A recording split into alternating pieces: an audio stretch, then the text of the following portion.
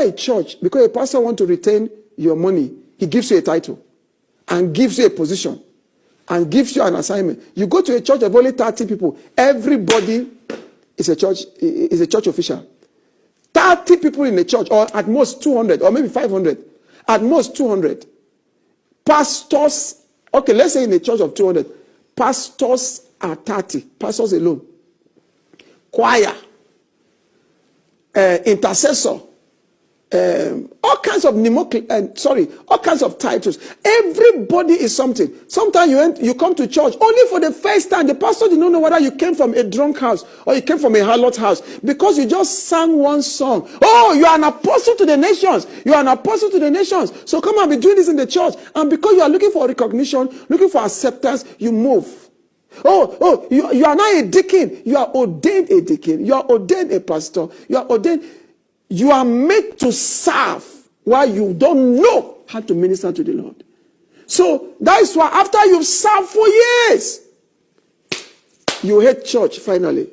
And you park like a car whose engine had been knocked and left in a mechanic workshop. They park you somewhere. Then you're no longer important. The pastor has collected all the money he needs from you. And that person has come with better money. So they park you. You now get angry. And now left the church. Because you were too eager to serve. Too eager to be recognized. Too eager to be known. And the pastor himself is gifted in. Next, when by the time he sap all the oranges, collect all the money from you, you now lose your job, you are useless. He pack you aside. In fact, some of them are so dangerous, they will even bring a prophecy. They will bring one prophecy against you. So that when you leave the church, nobody will follow you. They'll bring one lying prophecy against you. And you leave the church bitter. You hate church, hate pastor, don't go anywhere again. Because the pastor set you up for destruction. So he will collect the next person.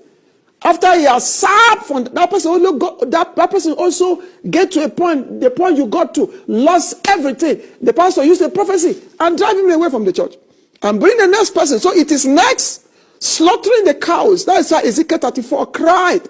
He said, you feed on my people. You've eat from them. You took their this, you took that. But you never put my word in their mouth. You see, that is what is happening in so many churches today.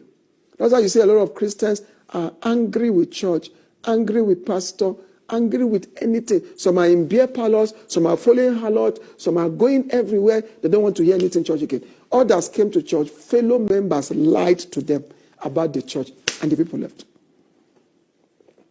And they are now with the devil. There's so much work that needs to be done in what you call church.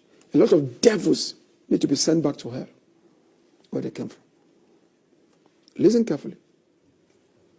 That is why when you come to a church, don't be eager to be given a position. Don't be eager to be ordained into ministry. You want to go and serve the Lord as a pastor, as a deacon, as an elder, as a bishop, and yet you don't know how to minister to the Lord. That's why you see you end up on the laps of women like Samson. Check the story of Samson. There is no place in the Bible where Samson stood to minister to the Lord. There was no place. Go and read it. No place. You can't find Samson ministering to the Lord. That's how he ended up with Delilah. That's how you see sexual scandals among us pastors. Because how many preachers out of every 10, sadly speaking, 9.5, don't know how to minister to the Lord. You see it in our character. You see it in our preachings. We want to serve. So because we don't know how to minister to the Lord, we want to serve. We also push you to serve without ministering to the Lord. Why in God's kingdom, it is those who minister to God that should serve him. That is the plan. That is God's pattern. Let me begin by showing you where it is. If God is not using you as a lady, men will use you and dump you. Don't forget that.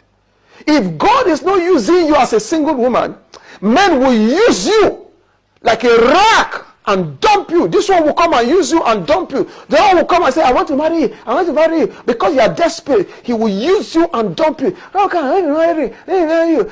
Because you're desperate, he will use you. Before you know, they are dumping you with babies. They are dumping you with obstacles. I don't want to provoke people. Thank God for the gift of children. But they are...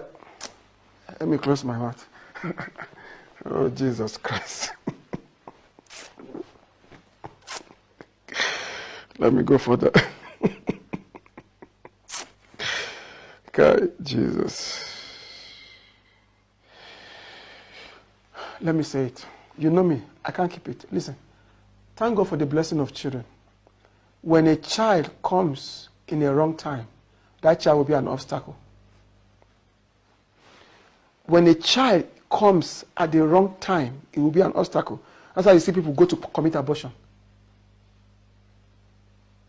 Every child born in a season, there's something called due season. Born in a season. If you conceive a child at the wrong time, that child will become an obstacle.